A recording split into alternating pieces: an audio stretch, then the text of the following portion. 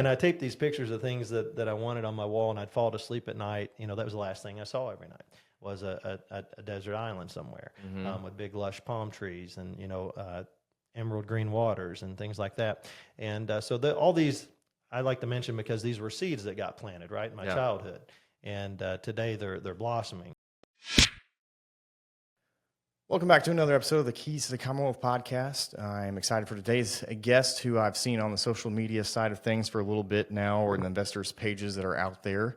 So I'll kind of let him do his introduction and find out more about his story and entrepreneurial journey with investing and the many aspects that he is involved with today. But without further ado, we're going to welcome Shannon Denniston to the podcast.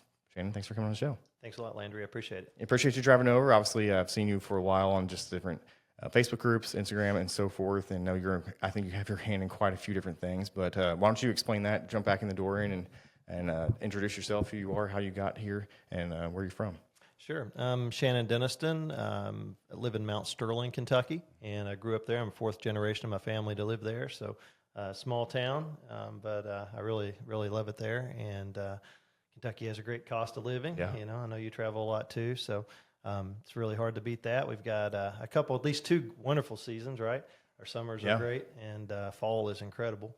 I now have some short-term vacation rental properties in Red River Gorge, so I'm spending a lot more time over that way, mostly working on them, you know, and going over. That's where it starts. You work on it a little bit, and then hopefully enjoy the fruits of your labor. STR, great concept. Not a business for me.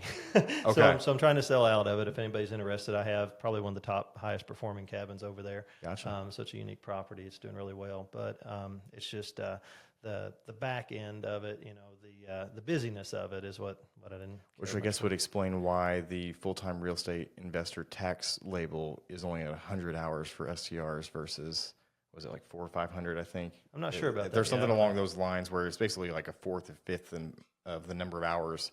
I guess from the perspective of, as you're saying, it's a whole lot more work, obviously, at the end of the day. Well, I mean, you can automate it with software and stuff. We can talk more about it in the podcast. But you want me to back up? And I mean, so you obviously from Mount Sterling, Little Rep Arena, I think is what they call that, right, over there at the high school. I've been to the high school many times. Yeah, it's pretty fancy, career. yeah. Is the Indian? Not like Clark County. The Chiefs or what is the? Indians. Indians, that's right, yeah. So great complex over there with the high school there, but familiar with Mount Sterling, anybody that doesn't know, obviously that's just not too far away. We're just on the other side of Clark County, really. So it's not very far at all. That's right. We're around 8,000 or 9,000 population, about 30,000 in our county, maybe a tad below that. So. Yeah. So you hold some positions there, and then have jumped into real estate, and then kind of jump back into that portion of your, as far as just how you got into being I think a real estate entrepreneur. I would say at this point with different hands in different places. Mm-hmm, sure. So once again, thanks again a lot for inviting me on the podcast. Absolutely. It's an honor. And I started out, I knew at an early age I was an entrepreneur. I guess in the third grade was my first interaction with the government when Mrs. McGuire, my third grade teacher, shut down my candy business. But I used to bring a bag of candy to class, and I would sell fireballs, you know, the little red things that burn your mouth up. I'd sell those to the other students for a quarter a piece. And if we can harp on that just for a side tangent real quick, like what at third grade was already making you think that way? Because obviously I have young kids. Your kids are a bit older than mine, but like, you know, like trying to get people to think more like that. I'm not sure. I mean, the only thing I can think of is maybe the environment I was in, because my father, he owned, I think, 20-some businesses growing up in my childhood that I was a part of, that I got to experience through my parents. So, and not all those were successes. I mean, he had a handful, small number of successes like any of us, but you have to try a lot of things, right? To find out what's going to work. And some of our greatest ideas might be our greatest failures in the end, and the ones that we didn't think were going to be so big end up being the big ones. So it's weird how it all pans out, and it's really weird how when one door closes, 10 more open.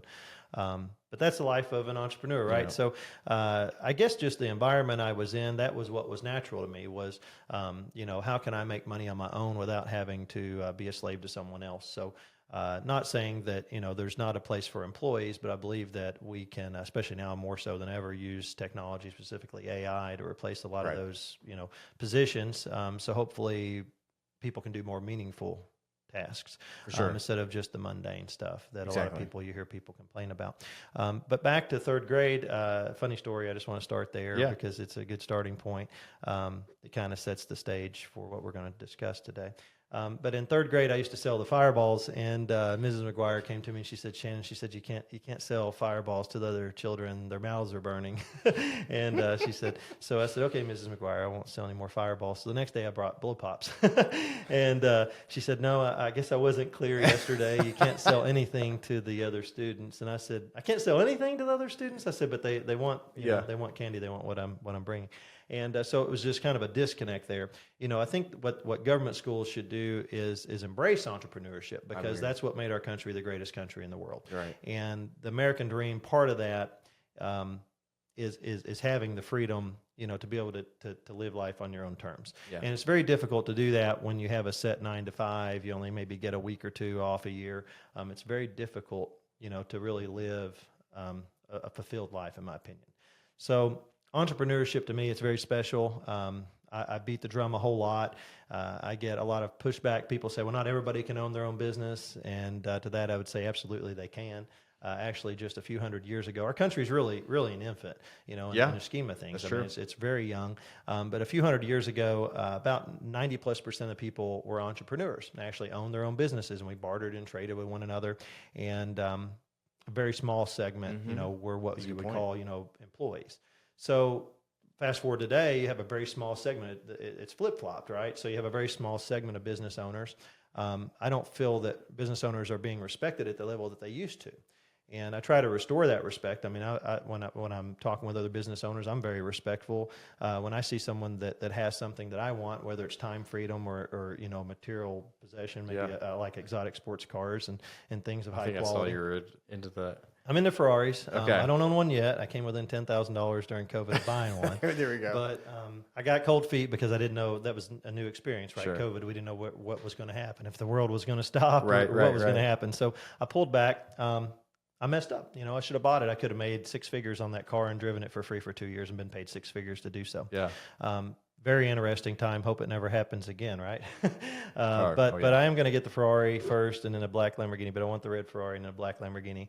And I have a story that goes with that too. Around the same time, I guess, that I had that first business in the 3rd grade, my mother gave me a book about exotic automobiles. And it was a large book. It was a hardbound book, hardcover. I still have it. It sits on our coffee table today. Picture type of thing. And it was just every page had a big color pictures, different automobiles. And I would sit there on the edge of my bed. I mean, I remember it like it was yesterday as a small kid, and flipping through this and just dreaming about what it would be like, to drive a car like that and maybe one day own a car like that. And then I had 2 sisters growing up, and they used to subscribe to Cosmopolitan magazine. And in the back of the magazine, there were these pictures of exotic islands, and they were pitching them as places you could vacation for your wedding, for your honeymoon. And so those pictures, I cut out some of those pictures, and it was, I guess you could say, my first goal board, because I would tape them on the wall next to my bed. And we had wood paneling. We were a lower middle class family. We weren't poor, we weren't wealthy. We were just kind of in the middle, maybe a tad below the middle. So it was okay to tape things on your walls, what I'm saying. Yeah. And I taped these pictures of things that I wanted on my wall, and I'd fall to sleep at night. That was the last thing I saw every night, was a desert island somewhere with big lush palm trees and emerald green waters and things like that. And so all these I like to mention, because these were seeds that got planted right in my childhood. And today they're blossoming. So now we go to a lot of beaches, a lot of places that look just like identical to those pictures, in some cases even nicer. Yeah. And I have no less than 20 plus friends that own a Ferrari or Lamborghini now. And it's very interesting that when you put yourself in situations, say your goal is an exotic sports car, okay, the best thing you could do for yourself would be to seek out other people that own that item and find out. You're going to find out this on your own, but you need to find out, each of us do, that they're just regular people. They're just like you. They're just like me, except maybe there's something different. Maybe they have a goal list written down. Their dreams are actually committed to paper. I think it goes really well, if I can pause you for a second. I've talked about it before, of the idea that we don't do it enough, I think, with young students and so forth graduating, of like, where do you want to be, and work your way backwards and figuring out how people got there to where you're wanting to be. A lot of times it's so much like, well, you just go into college and you'll figure it out type of scenario. But if you really dig down, a lot of people probably already kind of know what they want out of life in that perspective. But what they want to be, they really don't know, and there's a disconnect. And so I think, like you're saying, surrounding yourself with the people like that. And that's been, I think, one of the biggest surprises for me in the entrepreneurial journey, is how many people are kind of willing to kind of come alongside you, offer their guidance, like, meet with you, like sometimes even take you under their wing in that respect and pass on that information has been, I think, the biggest thing I've learned of like, well, why would you want to do that for me type of scenario? And I think I'm realizing now more and more as I'm starting to kind of slowly have small aspects of that I can give to others too, how, really there's no more really greater joy than just giving back to somebody like that from the experiences that we have. Back. Yeah. So all sorry. That help. Yeah, no, absolutely. I mean, it's a very valid point. And the more that you're around people that have the lifestyle that you want, because lifestyle means something different to each of us. But whatever it is, maybe they're an incredible parent. Okay, maybe that's you just want to be an incredible parent one day. Which is awesome. Then seek out friends that are incredible parents, that are great fathers or mothers, and spend more time with those people. Take the good from each relationship, because every relationship has a little good, little bad, hopefully a lot more good than bad, but just take the good things, right? No one is, as my wife says, perfect. So take the good from each relationship, and that's basically who you'll become. Gotcha. is a culmination of all those experiences, right? Everything you experience, that's who you are today, is a culmination of that. So the biggest tip I could give as far as like associating with like-minded people, our parents probably used to say, my parents probably said the same thing, your parents say the same thing, birds of a feather flock together. Yeah. And it's very true. Put yourself in positions where greatness is going to occur, where good things are going to happen. You don't want to be the number one person in the room, right? I mean, you should be in the room to learn, to grow and develop. You don't want to be, the top of that room. You're in the wrong room, right? You don't want to be the bottom either, but I think somewhere in the middle probably is good. But just realizing that people that have these things, this lifestyle that you want, they're regular people. That they, they maybe they worked a few more hours, maybe a lot more hours. Maybe they didn't take off weekends and go to the bar. Maybe they worked the weekends. Maybe they worked holidays. Maybe they had to sacrifice a few of their children's ball games in order to make some deals work or to get some work done. And don't let anyone try to rain on your parade and say, well, you work too much. You're going to have to work a lot. If you've got big dreams and goals, and not everybody does, but if you want to go somewhere in life that's going to be really prosperous, it's going to take sacrifice. It's going to take a lot of pain. One way or another, it's going to take some There's going to be misery involved. There's going to be stress and heartache and everything, sleepless nights, and all the stuff that you don't want in your life that we're trying to avoid. You're going to have to go through that stuff to get to, because the things we want are on the other side of that. And that's what I've realized. So, back to the Ferrari thing, one day I'm going to own a Ferrari because, that's been my goal for a long time. Yeah. It's written down. I carry it actually in my pocket for 20 plus years. One of my very first mentors, he said, I need you to do a, it's not really a favor for me, but it's a favor for yourself. And he said, it's a really simple exercise, but it's going to work for you if you do this. And I said, well, what is it? I mean, I was at the bottom, right? It's like I couldn't really fall anymore, so I was already like lowest financial position, that I hope to ever be in my life. And I said, well, yeah, I mean, you're worth tens of millions of dollars. Of course, I'm going to take your advice. So he said, pull out a piece of paper, and tonight I want you to write down the top 20 things that you want to accomplish in your life. And it might be, time freedom. It might be, an exotic sports car. It might be a vacation for your parents or my father had passed on at that time. I lost my dad my senior year of high school. My parents went through a 3+ year brutal divorce battle, and I was the center of it. I was still the child at home. So decided to live with my father. Then he got killed in a construction accident. He was a builder developer. And like I said, we owned about 20-some businesses, not all simultaneously, but over the years growing up. And so that was a really dark time in my period of life. I remember I come home my senior year of high school, and my dad had remarried. My stepmother had moved everything out of the home. My room was still intact, but the home was empty, and I just remember kind of sitting there falling apart. So that's the foundation where I started from. And I joined a network marketing company. They're easy to join. They're inexpensive. It's been probably the greatest decision I made was to get involved in the network marketing profession early on at age 18. And that helped me develop as an entrepreneur. I went on to be in over 20 of those companies, went to the top of a handful of them, had some incredible successes at a young age. In one company, I was number 10 out of, I think there were about 68,000 people in that company. And I set some records. I achieved the highest rank in the company in the shortest amount of time. It was around 90 days or less. And then I was the youngest person to achieve that rank in the history of the company. They used to FedEx my check to me overnight, and it was pretty cool. but I worked from home, and people swore that I sold drugs because I never left the house, and I had a brand new Corvette convertible parked out front, and in a newer home, brick home, in a nicer upscale neighborhood, and had a new SUV in the driveway, and things were rocking and rolling, right? So from the outside, it looked like, well, what's this guy doing? He doesn't leave the house much. He's obviously successful, and in a small town, you got the rumor mill, and everybody starts talking.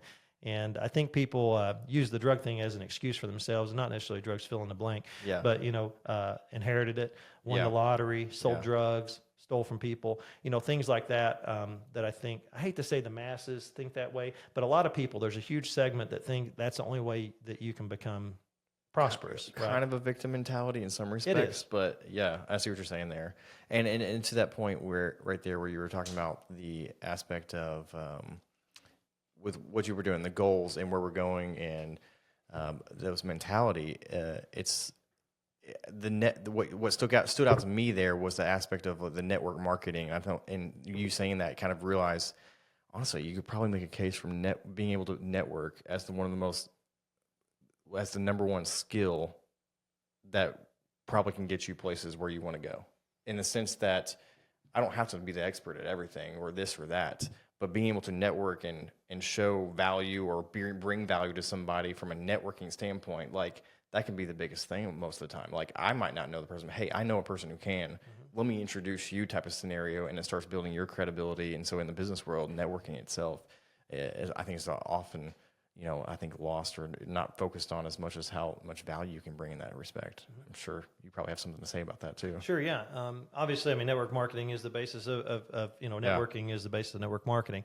I guess the biggest things I learned in through those 20 plus companies was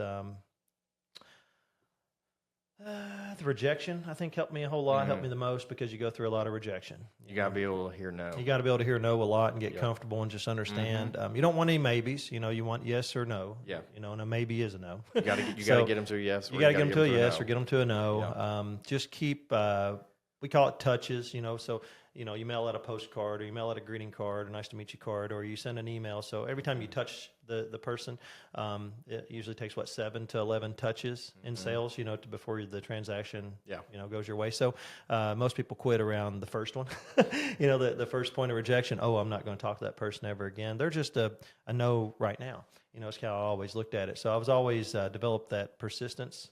To continue to follow up with people. Even today, as a real estate broker, and when I was an agent more so, I would see a for sale by owner sign, I'd stop, turn around the truck and go back and knock on the door. And if they'd come to it, I'd ask them how things were going. I see you're trying to sell your home yourself, and that's awesome. How's it going? And they'd tell you, and I'd say, was it okay if I touch base with you next week, see how things are going?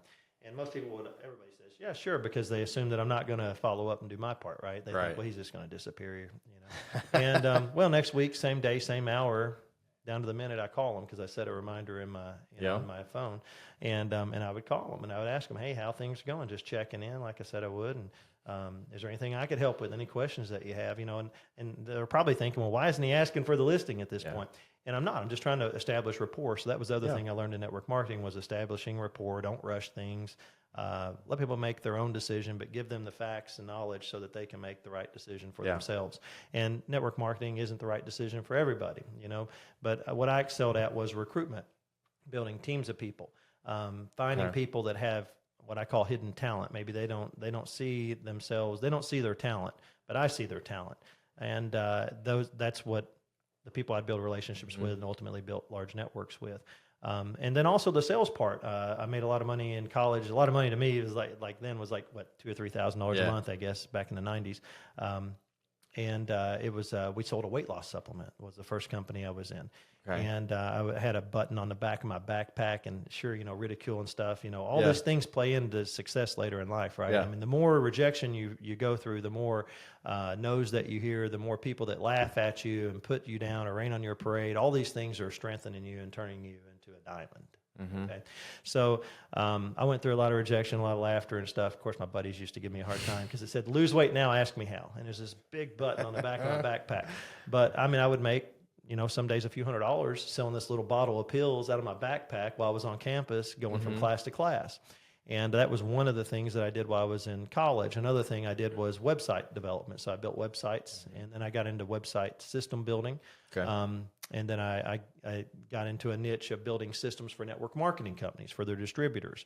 So then they could have a way to send out emails to a follow-up. So this would have been .com boom era then? Yeah, so this was in the 90s, I guess the late 90s, early 2000s. Which is interesting to look at now because we're almost like in a new version of that with obviously AI in that sense, I would think, from my perspective.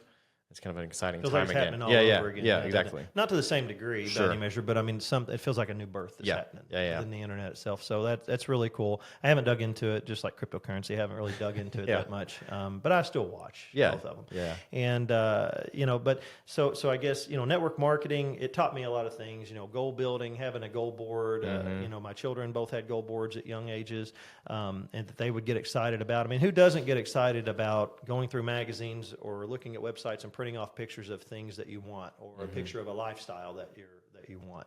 And it's just teaching. It should excite you, right? And it's teaching you that you have to work for stuff, and that when you achieve those goals, I don't really love unrealistic goals. Like, I mean, owning something one day, cool. Like owning an island for me, that's probably not an absolute. I mean, maybe a small one. It could be. It's like, but that's not actually my dream. Just so people don't think that necessarily. Yeah, I love Kentucky actually, but anyway, but but you have to be able to eventually see successes of your goals along the way type of scenario. You can't just work. I mean, 50 years to never have hit a single goal type of, that'd be pretty hard, I think, as far as. So back to that list of 20 that my first mentor taught me to do, he said, make some of these goals like immediate goals that you can achieve in the next 6 months. Yeah. And make some of these goals that are going to take, decades to achieve towards the end of life. So he said, I want these goals to be a good mixture of all this. And then I want you to find the top 3 goals out of those 20 and write those on. I think he said 4 pieces of paper, tape one to the dashboard of the vehicle you drive most often, tape one above maybe where you wash your dishes. This is before dishwashers, or I didn't have a dishwasher, so above my sink, I had one taped, and then one on my bathroom mirror, one on my dresser mirror. So he said, wherever you spend a lot of time, it's a good place to have those goals in front of you. And he said your top 3. So I did that, and sure enough, I achieved those top 3 goals. And then as I achieved them, I started replacing them on the paper. So I need to update the paper in my wallet today, but because I achieved some of those. But it's neat because you see progress, right? Yeah. So very valid point that you mentioned. Yeah, have some near immediate goals that you're going to achieve, and I don't know what everybody has different goals, right? I think that. Today, maybe it's not so much about the money, but it's about experience. But what we have to realize is that it takes money to buy these experiences, right? Does.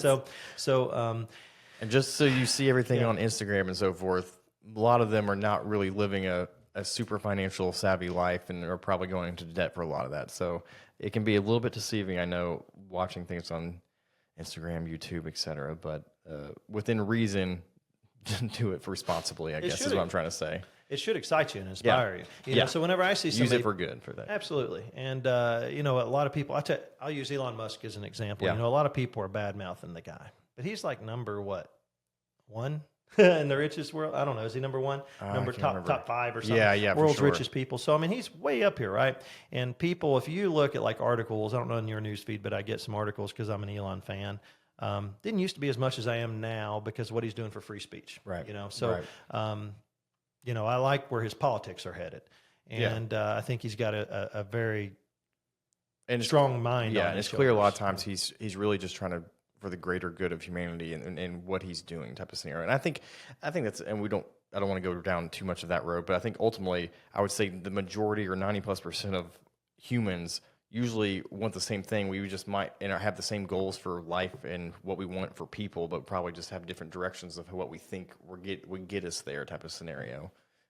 I feel like he's trying to preserve mankind. Is what I feel like. So I feel like he's really trying to make a big difference. He already has, right? Oh yeah. But I got an email yesterday. It said United Airlines are going to be offering complimentary Starlink Wi-Fi on their planes. You know what's intelligent, right? Have you been on cruises before? Yeah. No, actually. Okay. Well, when you go on a cruise, hopefully the internet is better now. I guess. Yeah. At least it was on the last few I've been on. But Sure in the beginning, when we've been on 20-some cruises now, and that was like one of my goals was to go on a cruise, right? So pretty neat. But the internet used to be really, really slow, really expensive. Only worked sometimes on some days. So just like airlines up to this point, and a lot of times. Yeah. So same thing with airlines. I mean, I was on a flight the other day, and I mean, there was no internet on it. And I was like, well, golly, 4 hours. What am I going to do? Going to Vegas, last week. And I went through and deleted a bunch of unnecessary pictures and videos from my phone. So what airlines was this that was going to do it? United Airlines is going to offer the that's what I Starlink thought service. Yeah, I feel like that could be a scenario one day where we're like the cruise ship should offer it too, though. Is what I was saying. But they should all be. I feel like one day it'll all be complimentary on these airlines and so forth. Yeah, I would think. Hopefully, one day we're not sitting there having to pay $20 or $10 for a flight, isn't it, for internet? Yeah. Because I mean the margins are so side tangent, right? Like, yeah. And I know a little bit about that. I've done a lot of things. I started in ISP. So let me back up. Okay. So we did the network marketing thing, all right? Yeah. And I built this, started building websites for small businesses, and then I built a website system. We sold 28,000 paid accounts on from $19.95 to $49.95 a month.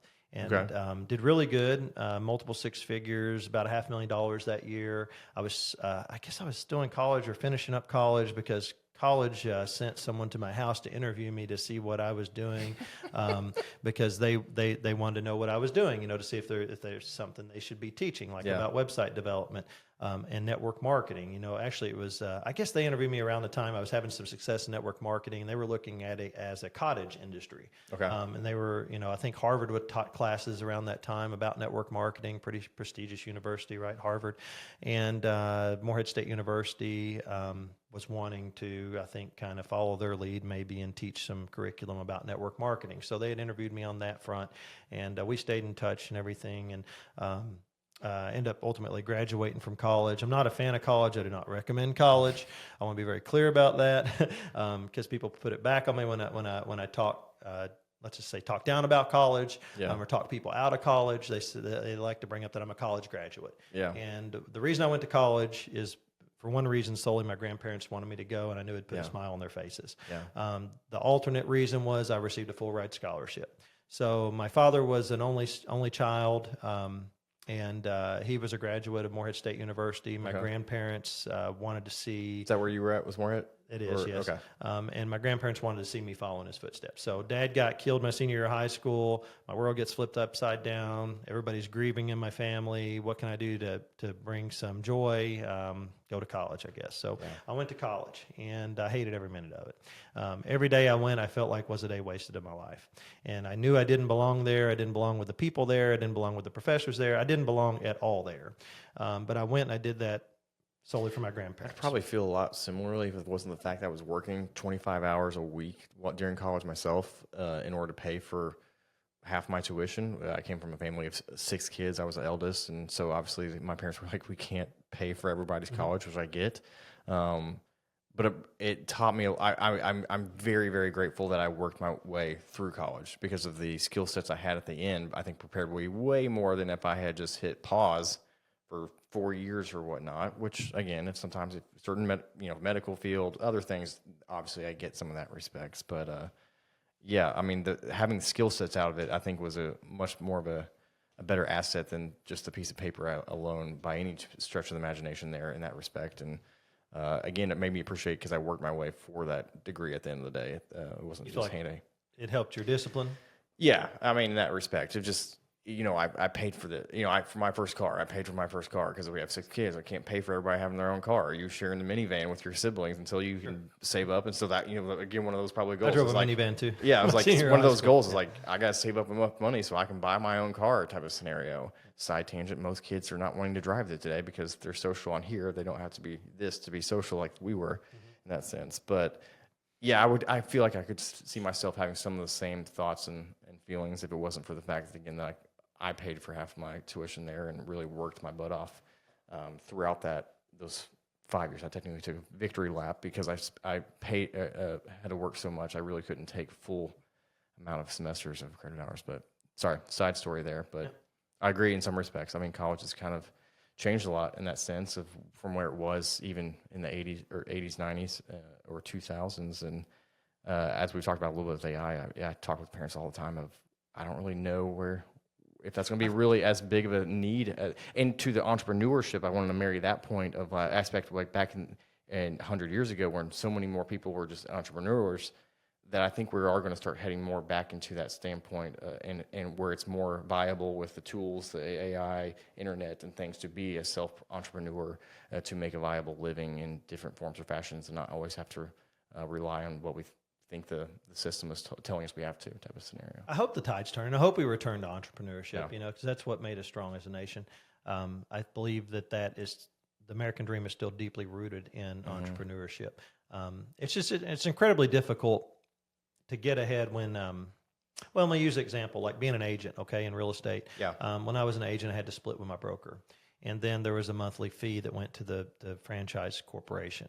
And then there was these other fees to be a part of the club. And a club, albeit I'm still in, I'm trying to get out of, but the National Association of Realtors, right? I mean, we are forced into it to use our local MLS, and I disagree with that. So I believe one day, actually there already is a nationwide MLS we're looking at strongly about moving over to.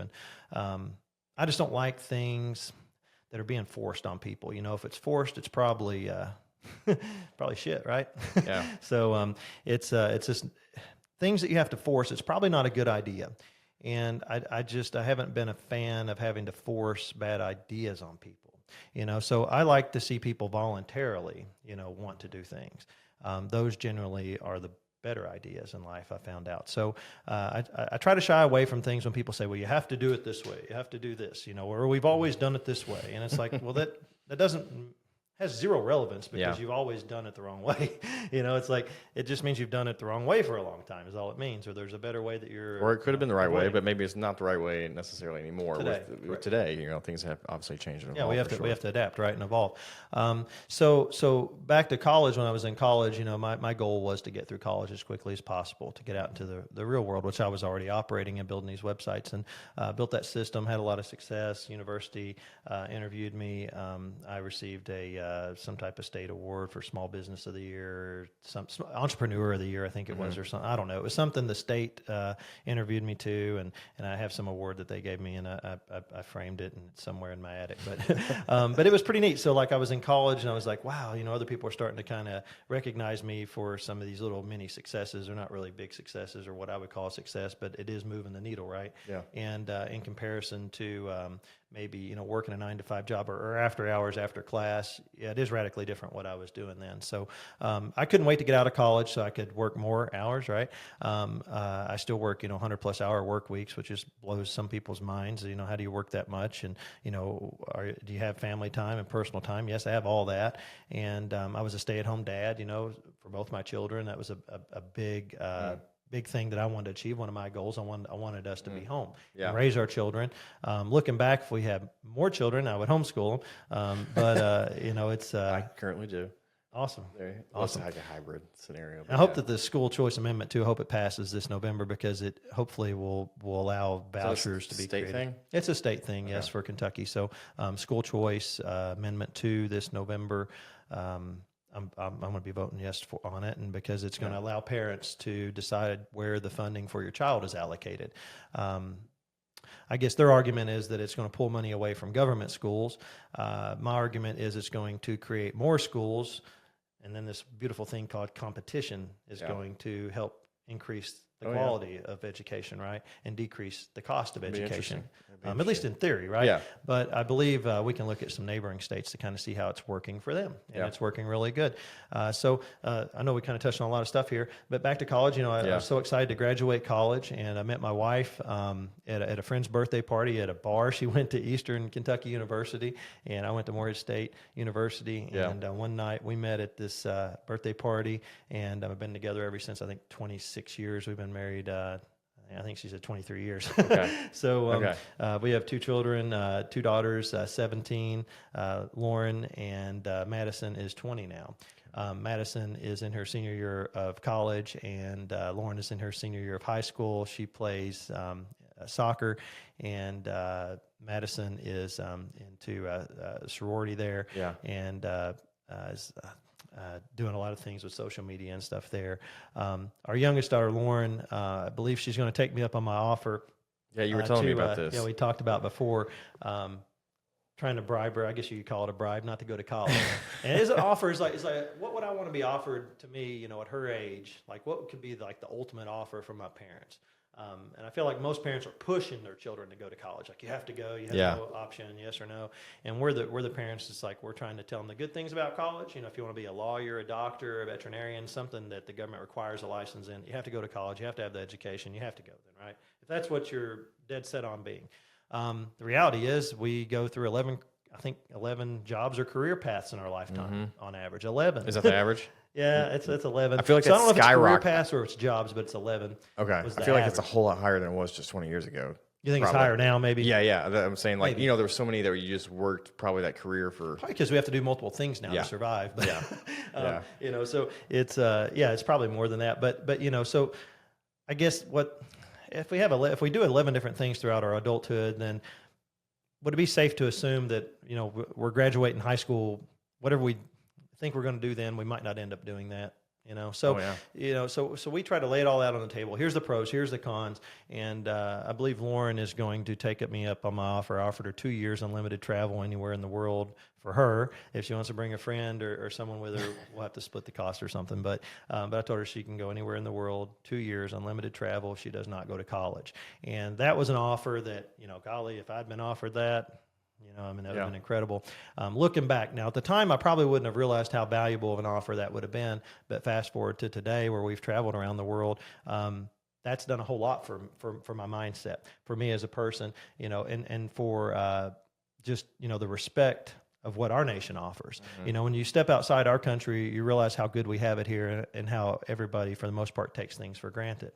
So we started taking our children along with us on these cruises and different trips in the world, and they got to see it firsthand, and they still have some memories of it that I think it does forever. something to you from making yourself so inward, or being so inward focused necessarily, and when you just see other cultures, other countries, etc., it just gives you a greater appreciation for stuff. It just changes your worldview as far as like the world as a whole, and so then maybe it doesn't revolve around yourself as much, type of deal that can sometimes be dangerous, obviously, and that's in some ways. But no, the more I've traveled around the world and appreciative of some opportunities when I was younger as well, that I think really helped shape me into a lot of just, again, gratitude, appreciation, what we have.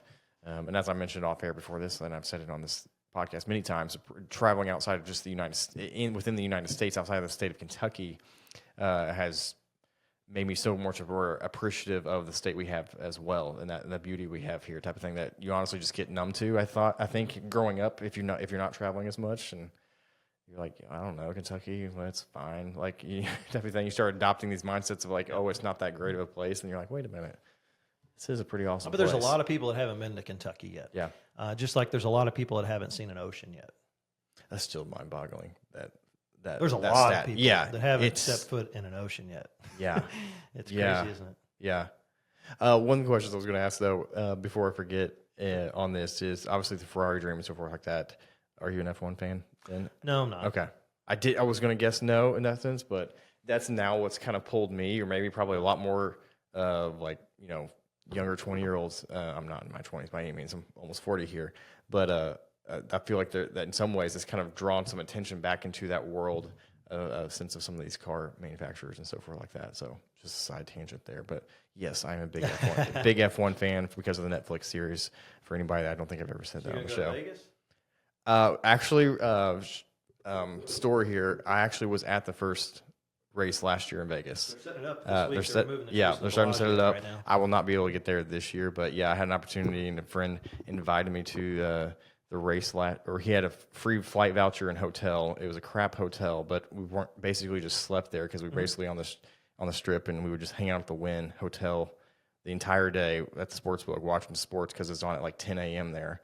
And then we would go to the races, and it was awesome. It was a really unique experience that I was really appreciative of, for sure. So I was out, and coincidentally, I was out in Vegas when they were, I guess, doing some promos or something. They had the cars, and they drove them through the hotels, and they were doing burnouts in the street and things like that. And there was a massive crowd of people there. And we weren't out there for that event. It just so happened it was going on. And the cars are really big. They're really long. Like, they don't look that big on television. But I didn't realize that was the thing the takeaway for me was how long these cars are. They've gotten a whole lot bigger, I think, over the last many years, but they're going to shrink them down a little bit. They've decided they're a little bit too big. Are they going to be electric someday? Maybe. There's some aspects of that. Yeah, I don't know enough about the details to know. They're already partially electric and some boost power aspects and so forth. But they also have all the fuel that they need for the whole race in the car. They don't allow refueling kind of scenario. So they're like how they start. I don't know if you ever watched a race. Yeah, just bits and pieces. I haven't sat there and really got into it. Netflix series is a great series because you really get to learn the drivers and realize there's only like 10 teams and so 2 cars, 2 drivers for each team, and they're traveling all over the world, obviously. And then I think the most fascinating part is qualifying is honestly almost as exciting as the race, in the sense that I don't really know how NASCAR qualifying is. I think you just set lap times of sorts, but within F1, you have 3 rounds of qualifying. First round, everyone's out there setting their best lap until the timer hits 0. Top 15 move on to qualifying 2. Bottom 5 cars are locked into starting positions 20 through 16. Move on to qualifying 2, same thing. Bottom 5 are now locked into 15 through 11. Then there's a Q3, and the top 10 move on to the final one to set the final lap at times to see who's going to start the race first. But it also starts from a cold standstill, which I don't really think that's in a lot of other racing aspects. And so it's just lights are off. 20 cars that are the fastest cars in the world just are gunning it to the first corner, and it is absolute mayhem. And how they're passing cars, turning corners, and not like wrecking like all the time. I'm like, and I don't know if you need to look at a steering wheel sometime. Yeah, Have you like seen a it? game controller. Oh, it's amazing! Like all these little buttons. Yeah, last year alone, one of the drivers made 30 alterations to his car in 1 lap alone. Wow. From the steering wheel. From the steering wheel. Like just any suspension, brake. I mean, it's just wild. So I've become a huge fan, much more of appreciation for, I never really was into the NASCAR thing, but that's kind of sucked me in, and I'm like, oh, wow. That's the electric vehicles, they're pretty interesting. You know, I'm holding out for the Tesla Roadster, the new version. I'm hoping they're still going to be around $250,000. You know, somewhat affordable. It's that's the topic in my household is the Cybertruck right now, because I feel like this is a very polarizing truck. Either people absolutely love it or they absolutely hate it. I feel like I don't really find anybody in the middle a lot of times, and I'm more of the, I would totally drive that. Have you seen one in person yet? Oh, there's like a ton of them around here. I haven't seen one in Lexington. I try to stay out of Lexington, like small towns. Yeah. I was out in Vegas last week, and there was one at the Circa Hotel that they're giving away, and they had a white wrap on it. Yeah. It looked really good, to the point where I texted my buddy that is into electric vehicles and actually owns a Tesla, and they're incredible, man. I mean, the vehicles themselves, the torque, you know, it's they're not where I want them to be yet for me to own one, but one day I can see myself owning one, and that might be the car, not the Cybertruck, but the Roadster. Yeah. And I just like to have a white one with tinted windows, and I think it looks really sharp, you know, like there you go, Stormtrooper edition or something. But they're really sleek if he keeps that same design that he's been putting out there. But the electric vehicles, the best way I can describe it is, if you haven't test drove one, go test drive a Tesla with the either ludicrous mode or whatever, where they count down. You know what I'm talking about? So they have this special mode in some of them where you can press the accelerator pedal and the brake pedal, and it'll go 3, 2, 1, launch, and then you let off the brake, and it just goes. All 4 tires grab, and your head just slams back, and you'll burst out laughing because it's just, you've never felt this before. Yeah. And when we did that, we just both started laughing. It takes a lot to make me laugh, but it was like, wow. I mean, this is like a roller coaster. This is incredible. I've never felt this before in any vehicle. And to sum it up, it's like going from that vehicle back to your internal combustion engine vehicle is like getting out of that vehicle going into a horse and buggy. It's the best way I can describe it. But also have, you know, the downside, right, is like all the charging. You know, like you take a trip, you got to stop 3 times, 5 times to charge it up, you know, a few hour trip. I don't see the whole country going full electric. I think they're going to get it down. They're going to figure it out. They're going to do something where you'll be able to get 1,000 miles out of these things you watch. I mean, they'll figure it out. Once the electric grid changes, and I have a little nuclear capacitor in it or something, right?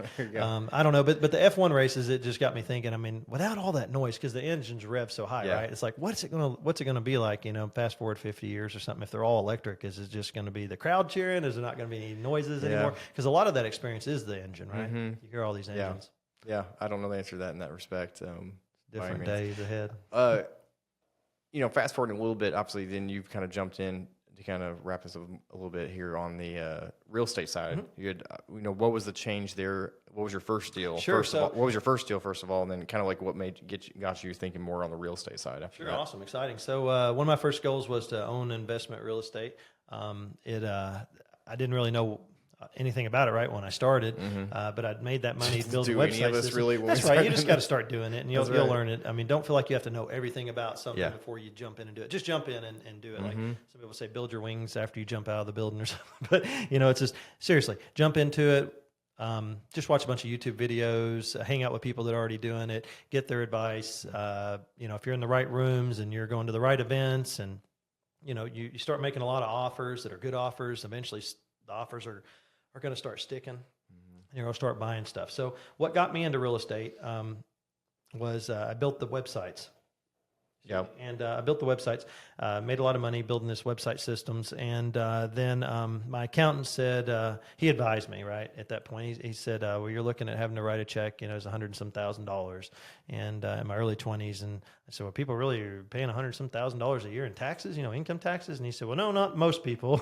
He said, but, you're in a unique situation. And I said, well, I feel like, I made some money here, but I mean, I feel like that's a lot of money, just to blindly give away to the government.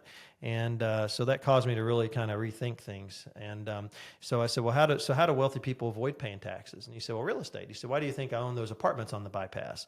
And I said, because you love apartments. He said, no. He said, because of the depreciation schedules. So I said, well, tell me more about it. So we had a multi-hour conversation, and I was like, well, I guess I've got to start buying real estate, duplexes. I like duplexes. Makes sense. 2 units in one. So my first property, I purchased, I want to say it was 2001. I'm not sure, but it's somewhere around 2001. It was a duplex, and it was brand new construction. Okay. It was, I think, $100,000 or $105,000. And I want to say it rented for $550, $600 aside. So 1% rule, the numbers worked on it. I mean, it was brand new. So that's pretty cool, right? Brand new. Not gonna find that today. 1%, yeah, you can find it. You can make the brand deals, new, but I don't think you would. Maybe not one, maybe not, maybe not brand new. But I bought it and I rented it out, and put a sign out in the yard, and a guy shows up, and he had cash, and I said, well, this is a pretty cool business. This is pretty simple. And a few months later, he moves out, and it took way more cash than what he gave me that day to make that unit new again. Yes. So he destroyed it. And so I learned a very valuable lesson there, or a seed was planted. I didn't learn the whole lesson until years later, but this is, I guess, nugget number 2. So nugget number 1, write down your goals. Top 20, break out your top 3, keep them in front of you all day, every day. When times get tough, pull them out and read them to yourselves. Close your eyes, remind yourself of what you're working so hard for and the sacrifices you're making. Put yourself in the moment as though you've already achieved the goal, and it'll help you. Nugget number 2. For me, here's what I recommend: is require a lease application, an approved lease application prior to a showing. We caught a lot of flack over that when we were the first in our markets to do that. People didn't like it. How dare you charge me an application fee before you show me the goods, right? Before you show me the property. And I said, well, we have pictures here. You can drive by it. It's vacant. If the one was vacant, I'd say it's vacant. Just we leave the lights on at night and all the blinds up and the windows are clean for a reason, so you can look in it at night. So drive by it, walk around it, check it out, make sure it's where you want it, it's what you're looking for, and then fill out the application. So therefore, if you're serious enough. If you're serious enough about it, right? That's what we're looking for.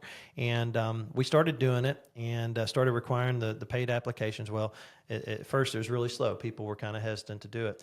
Fast forward today, it's like most people in our market, most of our competitors, I don't even see them as competitors, but other people that offer housing, other housing providers now require the same thing, an approved lease application prior to scheduling a showing. Some people do it for free. There is a cost associated in most cases, so we just whatever the cost is, pass it along. They pay it to the third party. We don't even middleman it. So that's between there's the some third with like party. Zillows or others like that where they pay a fee to have a certain number of them, I believe. Can't they do that, I believe? To apply for multiple properties, like, maybe? Or well, like they pay a fee and they're able to kind of do it through one of the systems, like, whether it's Zillow or something like that, like so many applications. Zillow offers something like that. We don't. we don't like the Zillow application. It's not thorough enough. So I think ours is like $39.95 per person. Okay. And we ask them, if there's two people that's going to be on the lease, the one that might be a little suspect, if one of you kind of feels like, well, my credit might not be on par with your standards or something like that, or, a crime in the past or something like that, then have that person fill out the application first and just fill that one out. And if they pass, the other one's probably going to be good. Okay. Excuse me. So, the application, we went from, when we required an approved lease application to schedule a showing, we went from an average of 12 showings to secure a tenant to 3 showings. And I think we're now every other showing results in a signed lease application. So about 50-50 shot. When we show a property to someone, there's a 50% chance my wife's going to sign a lease with them that day. Yeah. And we got there because we had to change things, right? We had to step outside what was normal in our market, and what was normal at the time was you just, show everybody that wants to see the property, and hopefully one of them likes it, and then you fill out the application and find out that person isn't qualified to rent it, and then you start the whole process over again. It's very frustrating. I don't understand why people would ever do it that way. After doing it this way, you go to buy a house, really, you kind of need to show a pre-approval letter to entertain the offer type of scenario. And that's same way I counsel my clients. Yeah, we need a pre-approval letter or proof of funds. If you have it together, you have the money together already. We need to see proof of that because we're going to submit it with your offer to let them know how serious we are. And let's bump up that earnest money to 1% too while we're at it, and show some seriousness. I think it's laughable when people make a $250 or $500 earnest money on a $100,000+ 6-figure purchase. Why are you going to put down $250?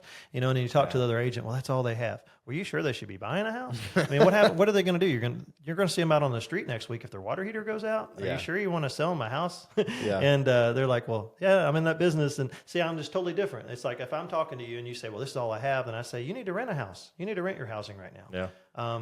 You don't, and that's the advice I give my oldest daughter right now is rent. I would rent right now. I don't think you'll ever be able to, housing is very expensive. I don't think you'll ever be able to rent this cheap ever again.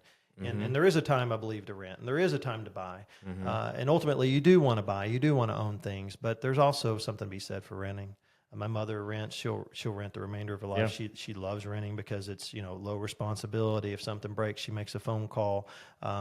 It doesn't have to worry about the grass getting cut or the landscaping being maintained or anything like that, or sealing the driveway or anything at all, really. So there's a lot to be said for that. I mean, I think some of us maybe would like to get rid of some of the responsibilities we've stacked upon ourselves at some point in life. So, if you ever took away the depreciation aspect from a government standpoint, I guess I'm realizing there might be a lot of apartments that are suddenly for sale, and like who's going to buy them though at that point, type of thing. So like a lot of people buy them for the depreciation, right? Schedule. So like I'm thinking through that. If they ever try to get rid of that aspect, which I don't think they would, I think they'd have a whole nother hell of a problem. Well, the thing we're seeing today, the thing we're seeing today is a lot of housing providers are selling their properties because you can't make the 1% rule. Right. When the interest rates, so we were getting interest at 4% money. Now it's 9.25% or 9%. I think it's dropped a little bit now, maybe 8 or something. But for 5-year money, we're talking 5-year money. 5 years, your rate is fixed, and it's going to change after the 5th year, and nobody knows what it's going to go to. Right? Yeah. That's a pretty risky deal. Yeah. But that's how each of us real estate investor people operate. Right? You go out and you borrow hundreds of thousands or millions of dollars, and it's on a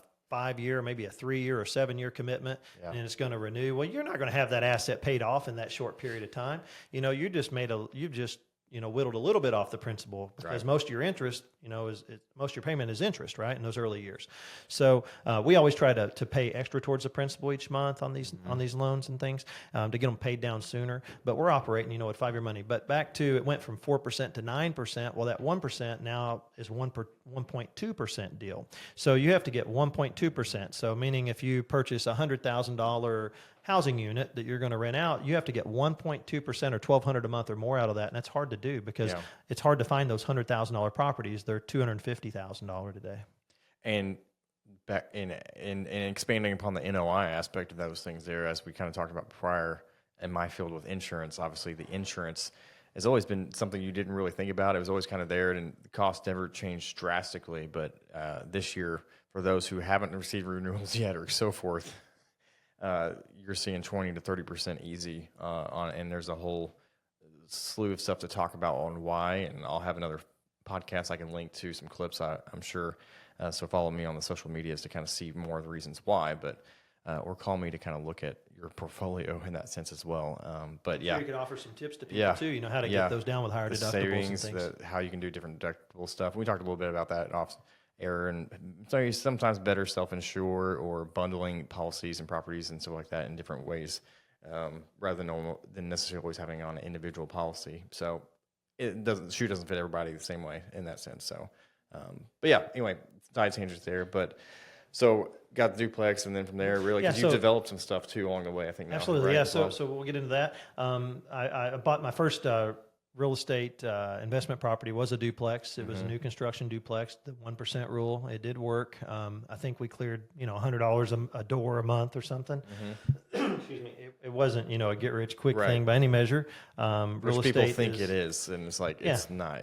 No. And even if you did buy a property and you were going to sell it like next week, make $100,000, the government's going to take a big chunk of that. Yeah. So you've got to play your cards right. Real estate is a buy and wait game. It's not a wait to buy game. So you want to buy it and you want to wait while you own it, while you have it rented. I'm a big fan of buying older properties, making them new again, and doing it that way versus new construction. But however, materials are coming down, but there's still a huge mix up with the labor stuff right now. So labor shortages and things. And have you developed and gotten into storage, yeah. So that came later. We're actually just into that, but so we did the duplexes, and we called the company Denniston Duplexes, and we started buying duplexes. And after we owned several duplexes, then I started buying these little houses, and I call them, some of them were bulldozer grade, meaning they probably should have been pushed down. The amount of money I put into them was far greater than what I paid for them. And but they have been some of my best assets in the portfolio. So little small, 500 to 1,000 square foot homes, 2 bedroom, 3 bedroom, 1 bath, just simple structures, 1 level.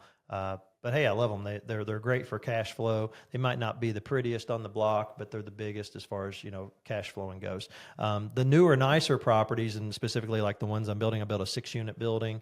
I built a 1-story home that we built it as a rental property with it to be a luxury rental. The numbers are very tight on. We don't make as much profit margin, but they attract different clientele. It seems like the clientele stays longer, so that there's something to be said for that if you want stability. Everybody does real estate investing for different reasons. Some people do it for the equity play. Some people buy properties, myself included, because you need the equity in that property to pull down a different deal, or do a bigger deal with. Sometimes I see value in something that other people don't see any value in. For instance, I purchased a 4-home portfolio. It was 4 small homes, and I gave $14,000 total for these 4 homes. And you could probably sleep in 2 of them. I'm not sure I would have then. But I mean, I'd sleep in any of my properties today. But when I bought them, I remember my wife Elizabeth. She said, "We're not buying these." And I said, "Can you please sit in the truck for a minute?" I said, "Let me just talk to this guy." Well, she knew that it was on then when I said that, right, that I'm probably going to buy these properties. And so I went ahead and bought them. And my goal there was, I said, well, if I buy these properties, honey, we can put X number of dollars, I think, $100,000 or something. And after we pay the bank, we'll have enough money left over to purchase a brand new vehicle. And every 3 years, we can trade it in and get another one just like it, or something around that same level. Forever, right? These properties will afford us a brand new vehicle, a high-end, $100,000 Cadillac Escalade, which I bought 3 of them using this strategy now. 3 brand new Cadillac Escalades using this strategy from this package of 4 houses. And, it worked out, So I think that scored some major points with my wife, in our relationship as an investor, who was just still kind of getting my feet wet at that point. I mean, we owned several duplexes, but we just weren't making any real money from it. It was just, we were banking all this equity, people paying down our mortgage. And, when I first got into it, that's what I was told the game was about. Literally, like you buy a property, you secure it with tenants, and they pay your mortgage, and eventually you have this property paid for. It's like, well, we also need something else in there called profit.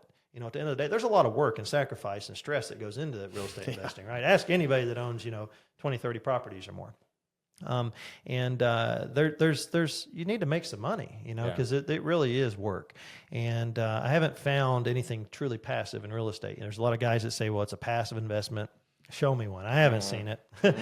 So there's work involved. But those, we just started to get into development. You mentioned storage. We're building our first self-storage facility right now in Mount Sterling. It's on a 1 acre site. It's a little over 100 units. It's probably 80% done at this point. Yes. 3 of the 4 buildings are up. We've still got to lay blacktop and put some electrical conduits and data conduits in the ground, things like that, and then our gates and our gate and our fencing and all that. But the buildings are there, 3 of them, and they turned out they're the best buildings in town as far as storage goes. I mean, they have standing seam metal roofs, lime green doors, black and charcoal gray. They're beautiful, and they're very well built. Everything is galvanized steel. There's no red iron. There's no wood in them. These are top of the line. Standing seam metal roofs. You don't have thousands of penetrations of potential leak points above your prized possessions. So that's our selling point. I want to be associated with quality. Anything that I build is going to be on the middle to luxury end. It's not going to be builder grade, because I build for my family. I build for us to build and keep, to build and hold. Yeah, the long play. I always say I'll do the long play every day. We have some other developments planned too. We've actually we closed recently on a property where we're going to do a second storage facility, and we have 30 some properties. Probably we have enough land bought and paid for now to build over 500 units of housing in Mount Sterling. Really? And we've been trying to build one of them through COVID. We went to over 30 planning and zoning meetings, and the government just really made it extremely difficult on us and others trying to build housing.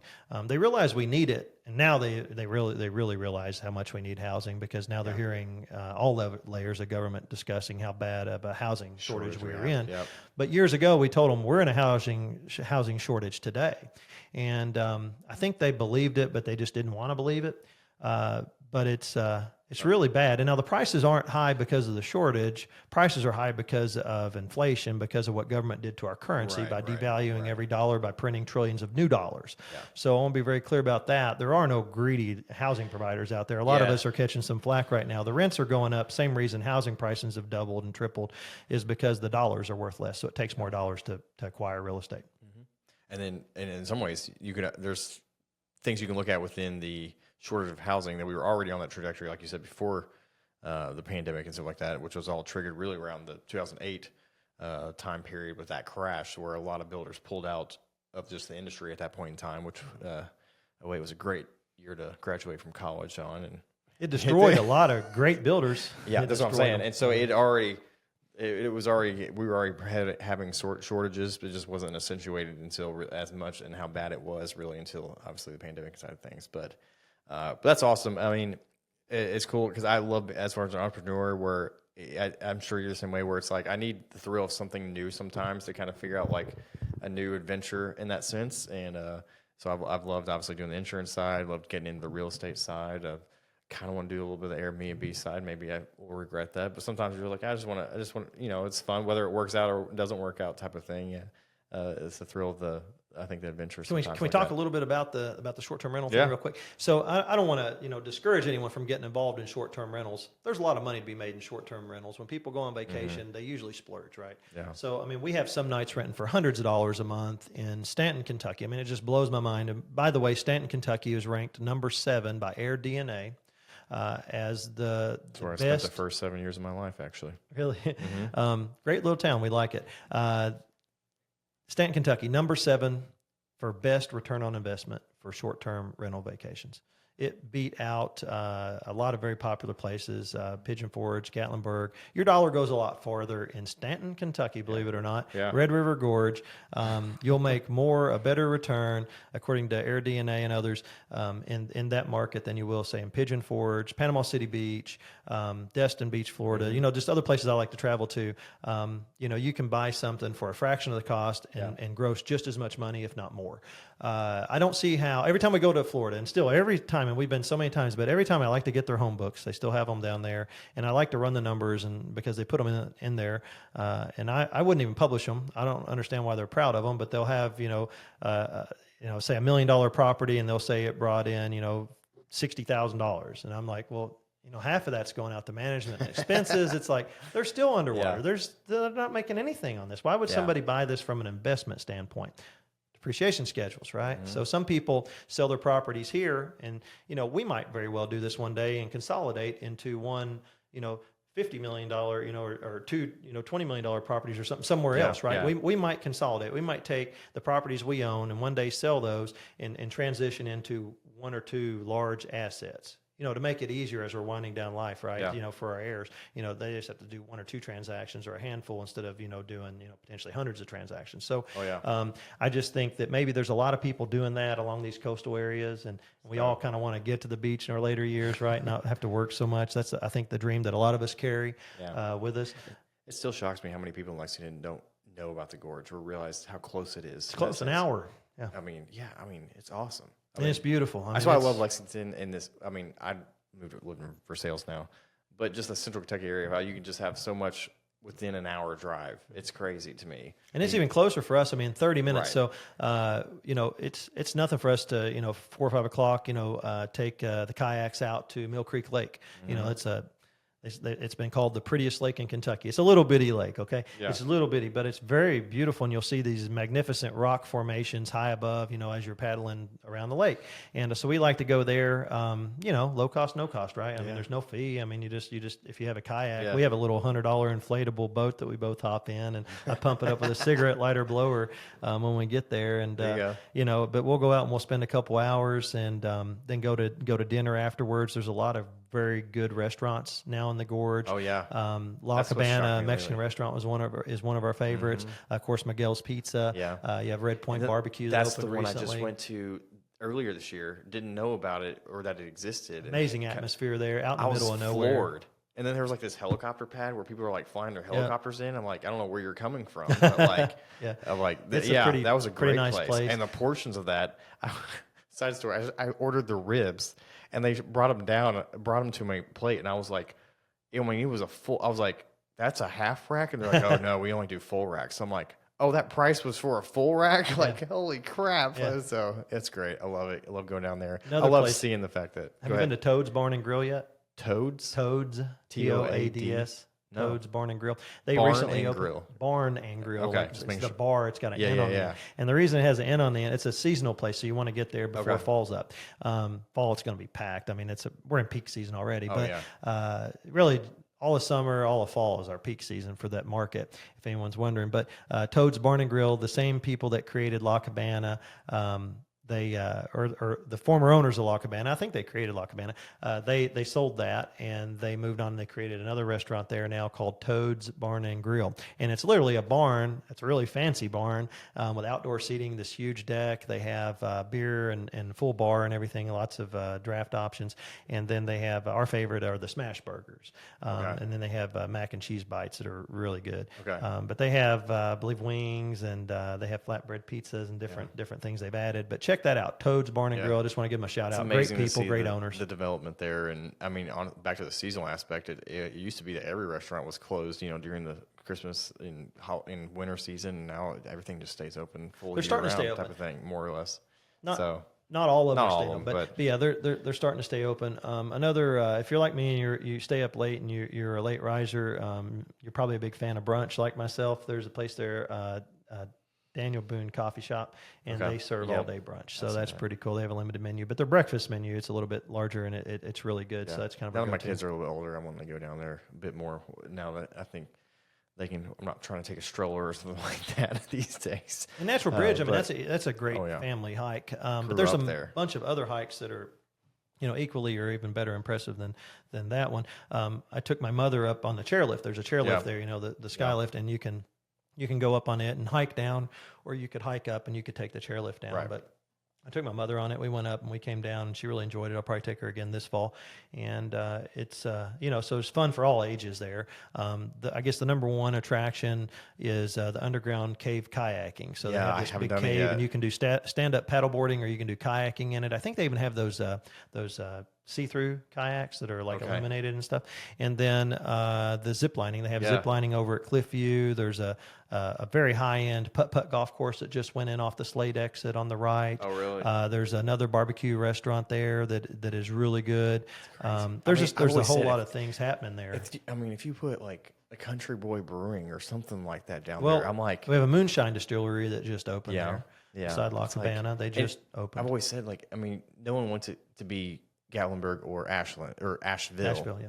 But like, it could really be at least much bigger than it is now. Obviously, I think it's a hidden gem, and obviously you're starting to see definitely seeing signs of that. So it's exciting. If you haven't been there, get out to the Red River Gorge area of Kentucky because it is beautiful. Highly recommend it. And the locals, they're not as big of fans maybe as us investors, because a lot of them, are being displaced. It's very hard to find rental housing there now because it's become, short-term vacation rental housing.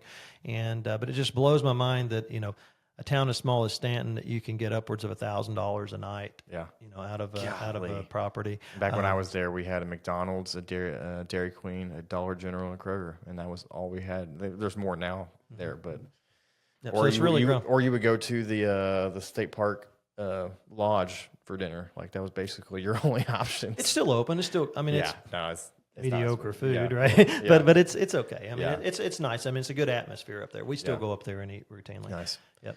Like I said, I appreciate you taking the trip over and hearing your story. It's been great to get to know you more, and I appreciate your time. And is it anybody wants to reach out, or is there any social medias aspect you want to plug here at at all? Sure. I'm on Facebook under Shannon Denniston. You can go to shannondenniston.com. It has a T at the end, Denniston. ShannonDenniston.com. That'll take you over to my Facebook page. Also on X, and I'm on YouTube as well. Yeah. If anyone has any questions, if I can help answer any questions or anything for anyone, just feel free to reach out. I'm an open book. I'm happy to help. A lot of people have helped me. It's my way of giving back, and that's why you see so many people, other entrepreneurs, anxious to help others. Is a rising tide truly does lift all ships, and I want to see more people own more things, right? I want to see us, instead of just being, a nation of renters and renting, even our lives. And I'm not saying like our housing in particular. I'm just saying, I feel like when I worked a job, I was just kind of just getting by, just renting. It was just a stepping stone to something bigger. And so I really encourage everybody I come in contact with to start businesses, and not just one, because your first one may flop. It might not work, and don't get discouraged. Yeah. It's okay to own multiple businesses simultaneously. I do. I still get a second wind of whenever I start something new, I get excited, like the storage units. I mean, it was like real estate 2.0 for me when I got into that, and I started going to these conventions and meeting other storage owners and operators, and I got real excited. And I started, a common theme was all of them kept saying the same thing. They said, Shannon, you'll sell all of your houses once you get into this. And so my wife's really excited about that one. We hope it works. We didn't do a feasibility study. We just jumped all in on it. And then something else we did, and it wasn't a flop. I got my money back, but I started an ISP. So after I built those websites, there was I built an internet service provider, and we did it wireless. Okay, this was kind of like fiber was starting to come on, but it wasn't as popular as it is today. But I grew up out in the country, and we had dial-up internet, and I wanted to provide a solution for people in rural neighborhoods and rural areas, specifically to be able to tap into high-speed internet. So I met a guy through network marketing, and he introduced me to somebody. One door leads somewhere else, right? Networking, and through this network, met a gentleman who took me under his wing and showed me all the equipment and how I could set it up in my hometown. So I set it up, and of course everybody said, well, you won't be able to compete with the big telecom companies. And I said, well, we'll see about that. I think I can do a better job than them. And so I built, and that's how a lot of my businesses started. Probably every one of them was with that idea is, I think I can do a better job than how it's being done currently. And so that was one of those things. But did that for a couple of years. I had a partner in it. I asked the guy who was like a brother I never had. It was my dad's right-hand man. And, it was like having my dad with me a lot of times. Me and this gentleman, we spent a lot of time together putting up tower sites and hooking up customers. And the day came, though, where I said, our friendship is more important than, the business. How about we sell the business? I mean, we were breaking even. We got to the point of break even, but it was growing so rapidly, and it was consuming so much of our time that it was time for us to move on and pass the torch. And we passed it to a wonderful couple that I recruited from South Florida. They came up. They had a similar business down there. They fell in love with the network I'd built, and they decided to purchase our company and basically cashed us out. So we got our money back. We didn't make a profit on that. When it's said and done, I guess I lost 2 years of time. But I met a lot of incredible people. Made a handful of amazing friendships from that venture, and it led me to new places. So just because something doesn't work out, just understand it's the process. And then when people say, well, you're not perfect, because when you start striving for success and you start working really hard, long hours, intense times, you'll get a lot of pushback from people who aren't on the same journey as you. And when they start saying, well, you're not perfect, or you're not going to be successful, or you're not going to be wealthy, or you can't, there's no way you can compete in that space. Just ignore all that chitter chatter. Understand that's them talking to themselves. It's not them talking to you really.